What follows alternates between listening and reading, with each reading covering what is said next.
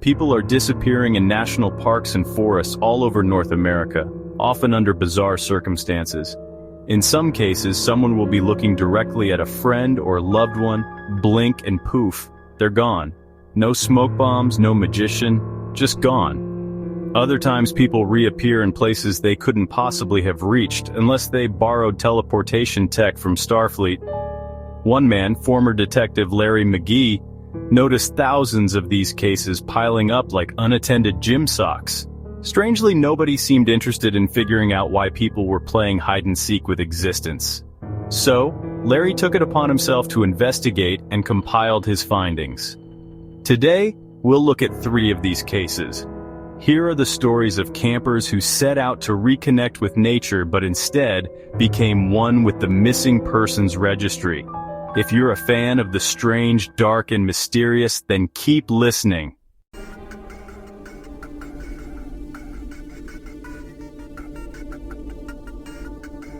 Barry Flanigan, a 38-year-old nature enthusiast from Reno, Nevada, was the kind of guy who believed that reconnecting with nature could solve all of life's problems. Job stress, take a hike, bad breakup, build a fire, midlife crisis, camp solo in Alaska.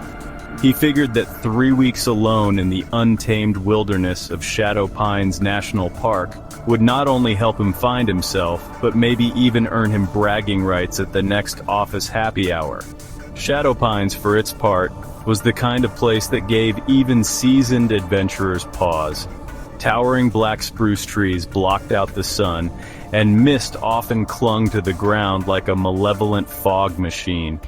Locals spoke of strange occurrences, whispers carried on the wind, shadows moving in the corner of your eye. But Barry wasn't one to listen to campfire ghost stories and would roll his eyes at the ridiculous tales. Armed with overconfidence and a freshly earned certificate from a How Not to Die in Alaska survival course, he was convinced he was ready for anything. On September 15th, Barry touched down in Anchorage wearing a flannel shirt and a grin wide enough to make a jack-o'-lantern jealous. After renting a beat-up Jeep and grabbing some last-minute supplies, he drove to Shadow Pines, checked in with the park rangers, and told them he'd be camping near Howell Point, a picturesque spot with sweeping views of the ocean and the kind of name that screams bad idea. "See you on October 7th, he said confidently before heading off into the wilderness. He waved as if to reassure the rangers, who exchanged a glance that said, "Another one of those guys." Barry's first week at Howell Point went exactly as planned. He built a solid campsite, complete with a cozy tent, a fire pit, and a makeshift clothesline strung between 2 gnarled pines. He spent his days fishing, hiking, and scribbling in a leather-bound journal about how the crisp Alaskan air was cleansing his soul. At night, he'd sit by the fire, sipping instant coffee and staring up at the stars, feeling like the main character in some rugged survival drama. But as the days wore on, Barry started noticing little things that left him with a general feeling of unease. The forest, for one, was too quiet, especially near nightfall. He'd expected to hear the occasional rustle of deer or the haunting call of an owl, but instead, there was stillness. Even the wind seemed to avoid the area, leaving the trees eerily still. Then there were the tracks. Large, misshapen prints in the dirt near his campsite that didn't belong to any animal he could identify. "Probably just an overly enthusiastic moose," he muttered, though the words felt hollow even as he said them. By the end of the second week, Barry's journal entries took a darker turn. Scribbled between sketches of mountain peaks were notes like, "Heard footsteps outside the tent last night, too heavy to belong to a human. Stayed up with my knife until sunrise." Or, "Something moved in the tree line today. Watching me? Need to stay alert." On October 5th, park rangers patrolling near Howell Point decided to swing by Barry's campsite. They hadn't heard from him, but that wasn't unusual. Solo campers tended to keep to themselves. Still, it was standard practice to check in, especially this close to the end of his trip. What they found wasn't the scene of a wilderness enthusiast thriving in the wild. Barry's tent had been relocated about 50 yards onto the beach, as if it had decided to take a vacation of its own. The tent was partially collapsed, its poles bent in odd angles that suggested either strong winds or someone, or something, with brute strength. His gear was strewn about haphazardly, as if he'd started packing but abandoned the task halfway through. A backpack lay open, its contents untouched, and a half-eaten granola bar sat atop a log, covered in frost. The Rangers called out for Barry, but were met with only the sound of waves lapping against the shore. Shrugging, they assumed he might be off on a day hike and decided to return the next day. When they did, nothing had changed, except now, the eerie stillness of the site felt more oppressive. Barry's tent looked even sadder in the cold morning light, and his gear was gathering a thin layer of frost. Something was wrong, very wrong. The Rangers initiated a full-scale search. Helicopters scanned the area from above, while search and rescue teams combed through the dense forest.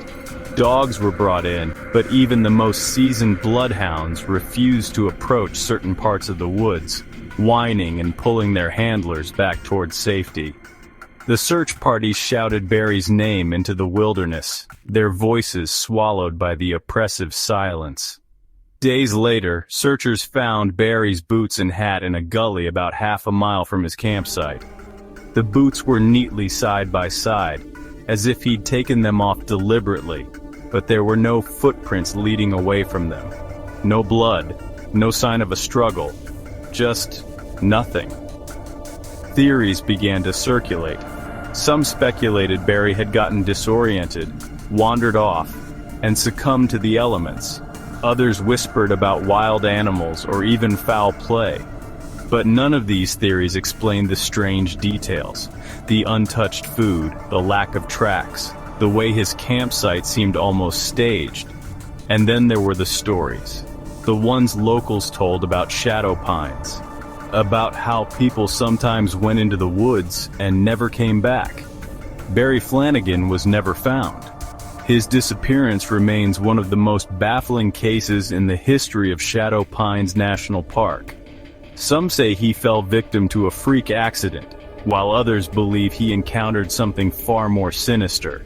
Something lurking in the shadows of the pines, waiting for its next visitor. To this day, the rangers at Shadow Pines tell campers to stick to the main trails, travel in groups, and avoid Howell Point altogether. They don't elaborate, but their faces say enough. Sadly, Barry isn't the first person to vanish in Shadow Pines, and because some people just won't listen, he probably won't be the last.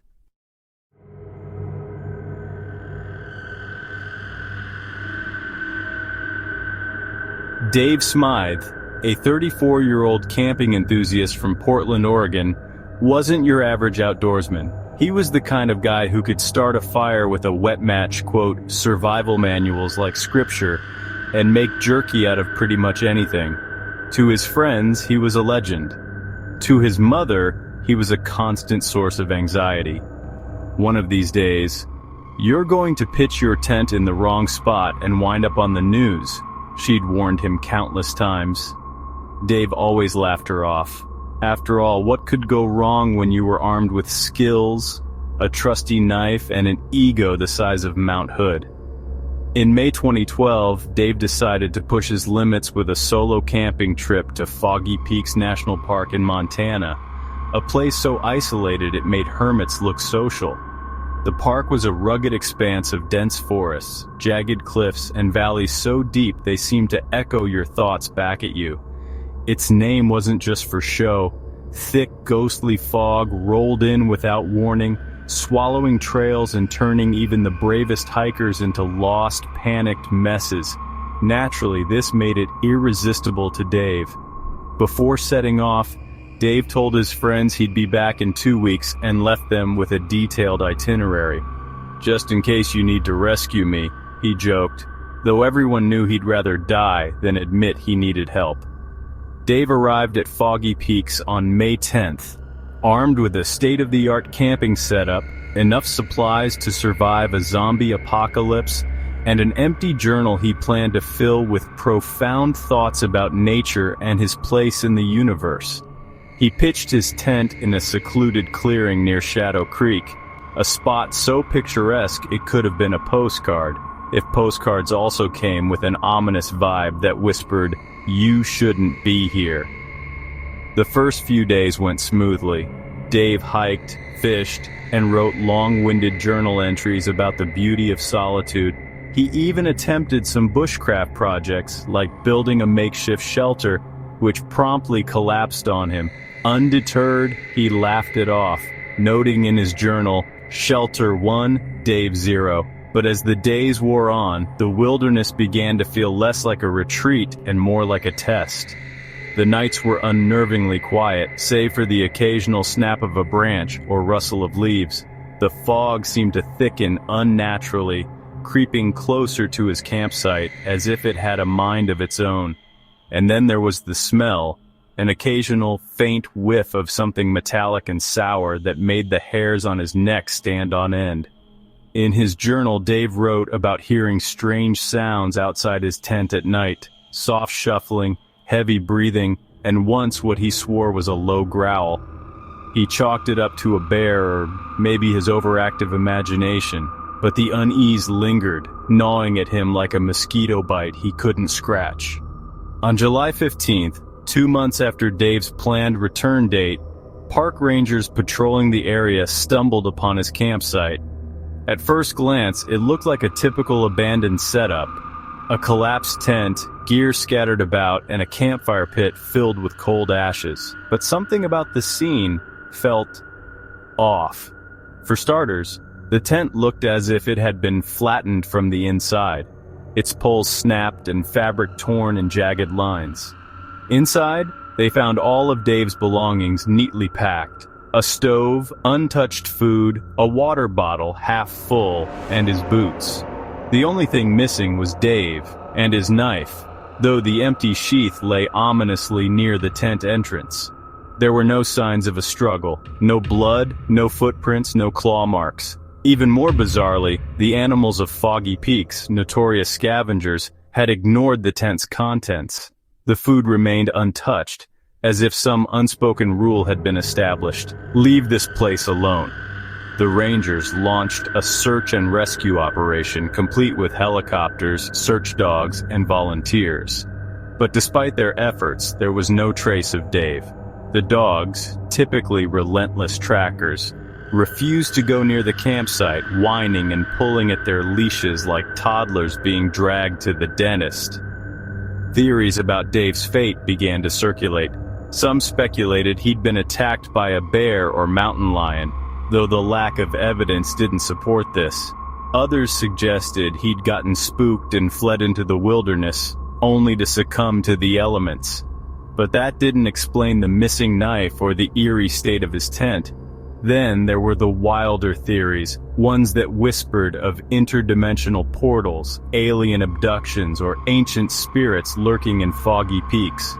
One ranger, known for his dark sense of humor, quipped, "Maybe he got drafted into some cosmic Hunger Games. Hope he packed enough granola bars."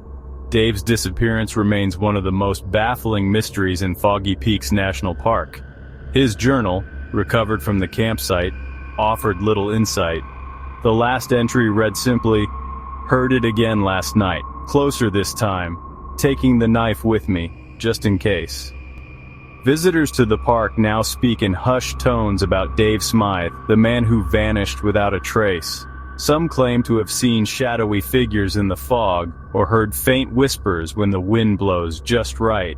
Others leave offerings at Shadow Creek, boots, knives, even granola bars, as if to appease whatever took him. As for Dave's friends and family, they cling to the hope that he's still out there, maybe living off the grid or starring in some interdimensional survival show. But deep down, they know the truth. Dave Smythe, for all his skills and bravado, finally met a wilderness he couldn't conquer.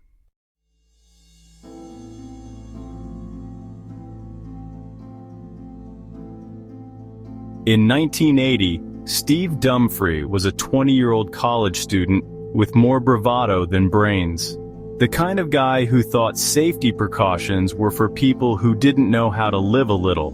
An outdoors enthusiast in theory more than practice, Steve wasn't content with the tame trails and campfire sing-alongs his buddies enjoyed. No, he wanted adventure, danger, and the kind of stories that would make him the king of every college party. So when his buddy Mike Dugan invited him on a hike up Widow's Peak Mountain, New York, Steve didn't hesitate. Sure, the name sounded ominous, but Steve wasn't one to be spooked by a little folklore about restless spirits and eerie disappearances. "It's just a name," he scoffed, "like calling a Chihuahua killer. Doesn't mean it's dangerous." Widow's Peak, a jagged, brooding behemoth of rock and ice, was infamous among locals for its harsh conditions and strange happenings. Seasoned hikers avoided it. But Steve? He packed a yellow raincoat, a flashlight with questionable battery life, and a week's worth of overconfidence. The group of 6 hikers, Steve, Mike, and 4 strangers, began their ascent on April 10th. The first few days went smoothly, apart from Steve's relentless boasting. "You know," he said while casually tossing a granola bar to a squirrel, "I read that mountain lions live around here. If we see one, I'll handle it." Mike rolled his eyes. "You can't even handle instant coffee without gagging, Steve." By April 12th, the group had reached a plateau just shy of the summit, where they set up camp. The temperature had dropped, the wind howled like a banshee, and snow crunched ominously underfoot. While the others huddled around the campfire, swapping ghost stories and trying to keep warm, Steve grew restless. "I'm going for a quick walk," he announced, pulling his yellow raincoat over his t-shirt. "Don't be an idiot," Mike shot back. "It's freezing. The trail's covered in snow, and we're on a mountain called Widow's Peak. Sit down and drink your coffee." But Steve was already zipping up his coat. "Relax, I won't go far. I'll be back before you finish roasting that marshmallow." The group watched him vanish into the trees, his raincoat a bright splash of color against the pale moonlit snow. When an hour passed with no sign of Steve, Mike started to worry.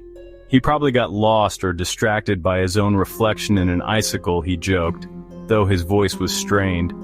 The others decided to give him a little more time. After all, Steve was the kind of guy who liked to make dramatic re-entries, but by midnight, their patience turned to panic. Grabbing flashlights and heavy jackets, the group split up to search for him. One of the hikers had brought his dog, a scrappy mutt named Bandit, who'd fearlessly chased everything from squirrels to bears in the past. But that night, Bandit refused to leave the tent. He whimpered, tail tucked between his legs, trembling like he'd seen something no dog should ever see. The hikers scoured the area, their flashlight beams slicing through the darkness. The only sounds in the forest were their own footsteps crunching in the snow and the occasional eerie whistle of the wind. Every so often, someone called Steve's name, but their voices felt swallowed by the mountain. At one point, Mike thought he heard something, a faint rustling, almost like footsteps, but when he turned, there was nothing there. "Steve?" he called, his voice trembling. The wind answered with a low, guttural moan. By morning, the group was exhausted, freezing, and no closer to finding Steve. They returned to the camp where Bandit was still cowering in the corner, refusing to move. One of the hikers called for help, and within hours, professional search teams descended on the mountain. They combed the trails, sent helicopters circling overhead, and even brought in trained dogs. But Widow's Peak seemed determined to keep its secrets. The only trace of Steve they found was a single boot sticking out of a snowdrift halfway down the slope. The laces were undone, and there was no sign of footprints leading to or away from it. Searchers pressed on, But Widow's Peak was merciless. Fog rolled in like a living thing, blanketing the mountain and reducing visibility to a few feet. One rescuer swore he heard faint laughter in the distance, light, mocking, and chillingly familiar. He didn't tell the others. After a week of fruitless searching, the operation was called off. Steve Dumfrey had joined the long list of Widow's Peak mysteries. Back in Portland, Steve's disappearance became the talk of the town. His mother, devastated but unsurprised, shook her head in despair. "I told him not to go. I knew something bad would happen." Mike, racked with guilt, told anyone who would listen about the strange noises and bandits' eerie behavior. Theories abounded. Some said Steve had fallen and been buried in the snow. Others whispered about Widow's Peak's darker legends, about vengeful spirits, ancient curses, and a shadowy figure locals called the Watcher of the Peak. Mike tried to put the incident behind him, but he couldn't shake the feeling that Steve wasn't entirely gone. On quiet nights, he swore he heard faint whispers outside his window, punctuated by a soft, mocking laugh. And every so often, he'd catch a glimpse of yellow, just for a second, before it disappeared into the shadows. To this day, hikers who brave Widow's Peak sometimes report seeing flashes of a yellow raincoat in the fog, moving just out of reach. And on particularly cold nights, when the wind howls through the trees, some say you can hear faint laughter carried on the breeze.